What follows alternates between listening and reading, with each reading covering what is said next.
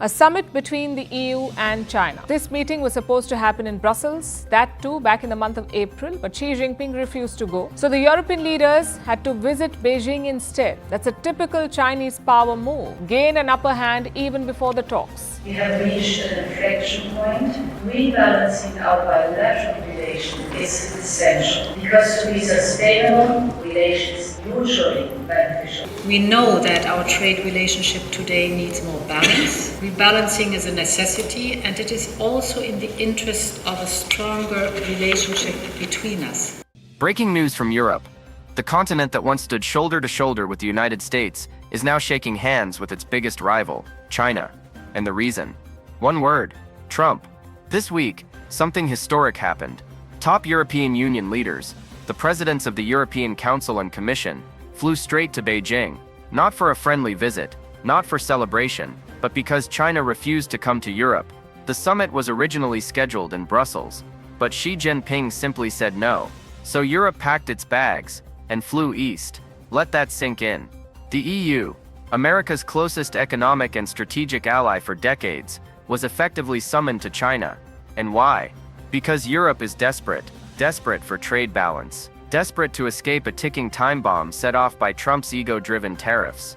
In the White House, President Donald Trump has made it his mission to treat European allies not as partners, but as punching bags.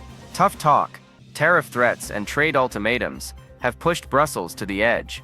And now, after years of being pushed away, Europe is finally pulling back. But here's where it gets even worse. The numbers tell the real story. Europe exports $250 billion worth of goods to China, but it imports over $600 billion. That's a staggering $350 billion trade deficit. And with Trump now slapping Europe with fresh tariffs, the EU had two choices: beg for mercy in Washington, or explore new paths in Beijing. They chose Beijing, but don't be mistaken, this wasn't a victory lap. It was a humbling mission. European Commission President Ursula von der Leyen said it plainly: we've reached an inflection point. Rebalancing our bilateral relationship is essential.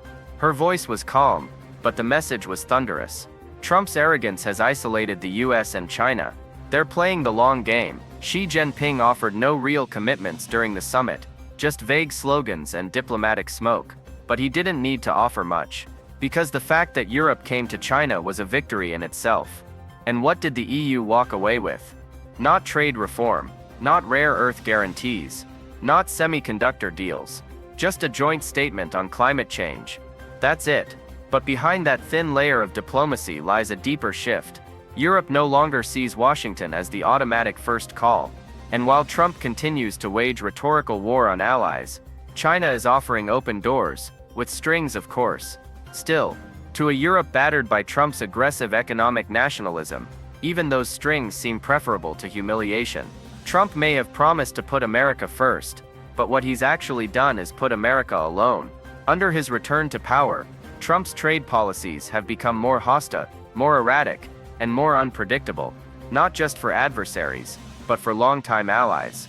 The EU, once a rock-solid partner, is now treated more like a competitor. And Europe is responding the only way it knows how, by cutting its own deals, even if that means cutting the US out. While the White House gloats about toughness, China has quietly taken a different route, not with friendship but with strategy. Beijing knows the West is divided, and Xi Jinping is using that division like a scalpel. At the summit, while Europe pleaded for trade fairness and balance, China gave them something more subtle: validation. They welcomed Europe, they listened, and without giving up anything meaningful, they gained everything they wanted. Because when the EU leadership stands side by side with Xi Jinping on live television, the world sees a message that no press release can erase. Europe is drifting away from the US orbit. But here's the part that should worry every American, especially those watching in Detroit, Chicago, and Pittsburgh. China has already slapped tariffs on US products.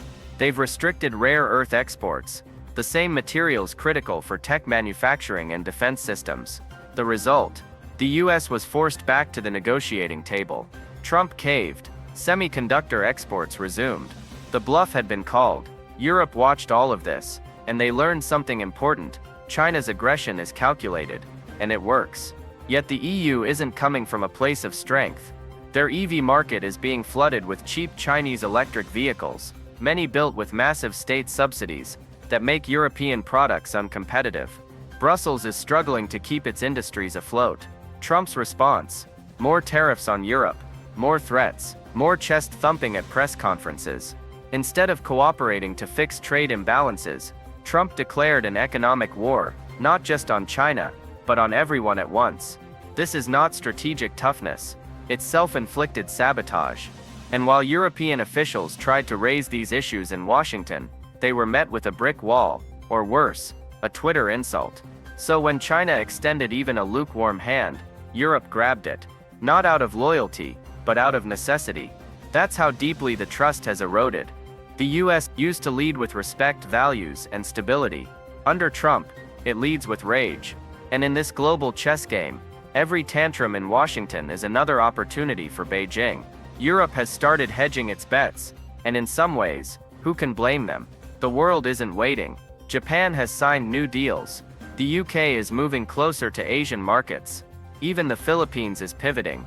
And yet here we are, Trump isolating the US at a time when unity is the one thing America can't afford to lose. The consequences of Trump's combative style are no longer abstract. They're real, measurable, and global. In just the past few months, European firms have started rerouting investments. Supply chains that once passed through American ports are now pivoting east. Even strategic tech partnerships, once dominated by Silicon Valley, are slipping toward Chinese companies.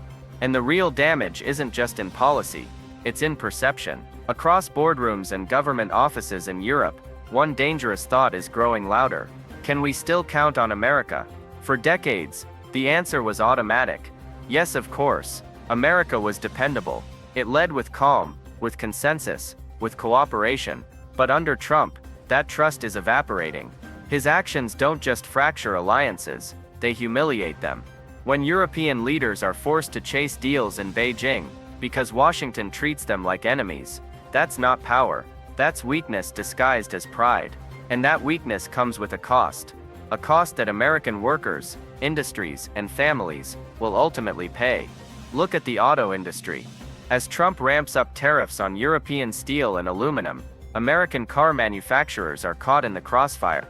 Prices go up, jobs go down. European retaliation is already being planned, targeting US agriculture, aviation, and tech. What began as a strategy to punish China is now turning into a global backlash against the US itself. And unlike China, which prepares for years before acting, Trump seems to govern by impulse, dragging the country into economic storms without a compass. But the bigger picture is even more alarming. By alienating the EU, Trump hasn't just pushed Europe toward China, he's created space for a new axis of economic influence. One that may no longer include America at its center. That's not just a diplomatic setback. That's a fundamental reshaping of the global order, one where the US is no longer the anchor, but the outlier. And still, the Trump administration boasts of toughness. But what does that toughness really mean when your closest allies feel pushed away, when your industries are bleeding, and when your rivals are gaining ground? What good is a strong posture when it leaves you standing alone? This isn't about party lines. It's not about Republicans or Democrats. It's about leadership and the consequences of arrogance. Trump's bruising style may satisfy his base for now, but it's costing the US far more than it's gaining. And if America doesn't change course, it won't be China that isolates the United States, it will be Trump himself. So the question isn't whether the EU betrayed America. The question is, did Trump betray the alliance first? Let us know what you think in the comments. Has Trump made America stronger, or more alone than ever before? Don't forget to like, share, and subscribe if you want the truth behind the headlines, with facts, not fiction. We'll see you in the next one.